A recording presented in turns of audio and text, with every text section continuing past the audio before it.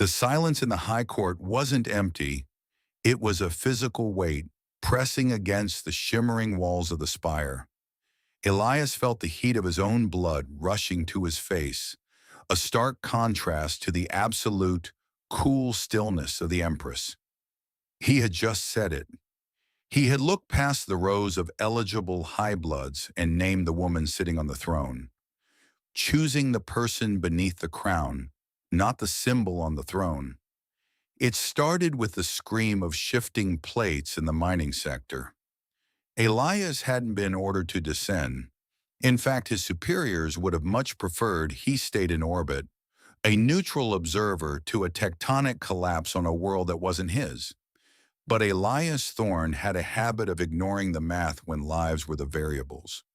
He had pulled 300 Vesperians out of the dark, his hands stained with the dust of their world, his lungs burning from the thin sulfurous air. He hadn't done it for a reward. He did it because they were there, and they were dying.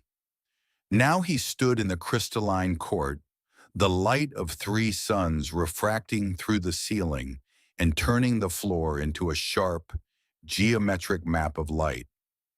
Empress Lyra sat motionless. Her skin had the translucence of fine porcelain, her eyes a deep, stormy violet that seemed to see through the layers of his human skin to the pulse beneath. She had offered him the boon of the Savior, an ancient law meant to tie heroes to the Vesperian bloodline. He was supposed to pick a noble, a cousin to a prime, someone to keep the peace and satisfy the treaties. Honesty is the most dangerous breach of protocol in the galaxy. He didn't want a political alliance or a title. He wanted the woman who had watched him from the balcony when he first arrived, the one whose gaze held a loneliness he recognized from his own long years among the stars. "I choose you, Lyra," he had said. The words were still ringing in the air, vibrating against the glass pillars. Archon Valerius, standing to the right of the throne, looked as if he might actually shatter. The man's jaw tightened, his fingers twitching toward the hilt of his ceremonial blade. The court was cleared with a single, sharp wave of Lyra's hand. Soon it was just the two of them in the private solar, the air smelling of the strange, sweet incense of her people. She didn't approach him. She stayed near the window, her silhouette framed by the violet sky and the distant hum of the city. "Why?" she asked. Her voice was a low hum, vibrating in the small space between them. "You could have had wealth. You could have had a seat on the council without the target you just painted on your chest. Defying an empire to save a queen is a poetic gesture, Elias. But it is also a death sentence." He took a step toward her.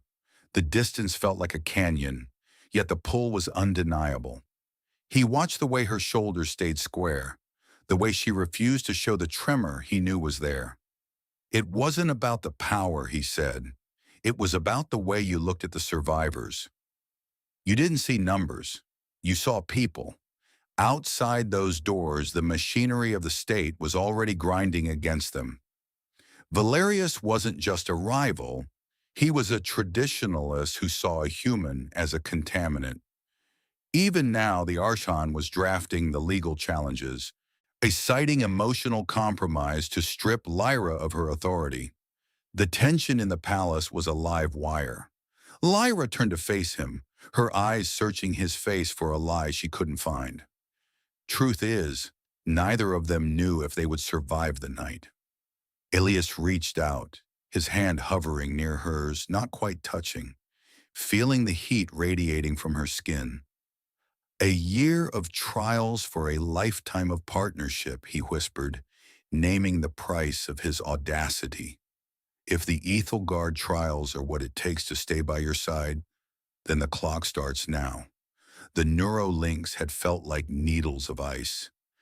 Every night Elias lay in the cold isolation of the Ethelgard vaults, his mind stretched across centuries of Vesperian law, poetry, and war.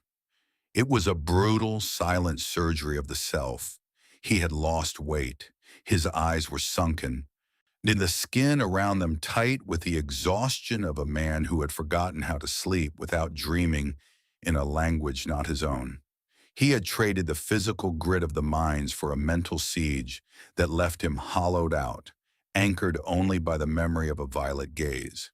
In the High Council, Valerius watched him with a predator's patience.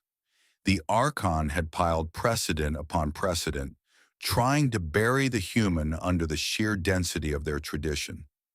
Ironically, the more Elias learned of their history, the more he saw the cracks in it, the stagnation that comes when birthright is the only currency.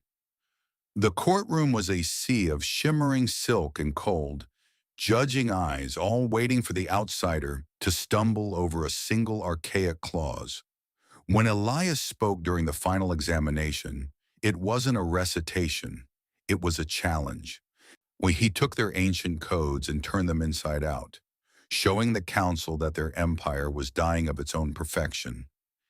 He spoke with the authority of someone who had bled for their soil, his voice steady despite the tremors in his hands. He saw the shift in the room. It wasn't just Lyra watching him now. It was the younger nobles, the ones who had seen him in the mines, the ones who realized that a human had just mastered in a year what they had spent decades ignoring. Truth is, they weren't just voting on his eligibility. They were voting on their own future. The vote was a formality that felt like a trial in itself. When the crystalline chimes finally rang out, signaling his certification, Elias didn't feel a rush of victory. He felt a profound, aching relief that the distance was finally gone. He didn't look at the council. He didn't look at Valerius. He looked only at the woman who had risked her crown for the chance to see him stand there. The palace spire was high enough that the wind carried the scent of the sea, miles below. Lyra was waiting for him. She didn't have her guards. She didn't have her mantle. When she saw him, her composure didn't break. It simply dissolved. She didn't wait for him to cross the space between them. She met him halfway, her hands finding the pulse at his throat as if to confirm he was still real. Her touch was the first warmth he had felt in 12 months that wasn't simulated by a machine. "You survived it," she said, her voice catching on a breath she'd been holding for a year. "I told you," Elias murmured, his eyes closing as he pulled her closer, his face buried in the crook of her neck. "Or a year of trials for a lifetime of partnership. I'm not going anywhere." Below them, the transition had already begun. The shimmering lights of the Capitol were shifting as the new power grids, built on the merit-based reforms he had helped draft in the vaults, came online. The old world was fading, replaced by something messy, human, and alive. They stood there for a long time, two silhouettes against the rising suns, watching the dawn of an alliance that had started with a single dangerous truth.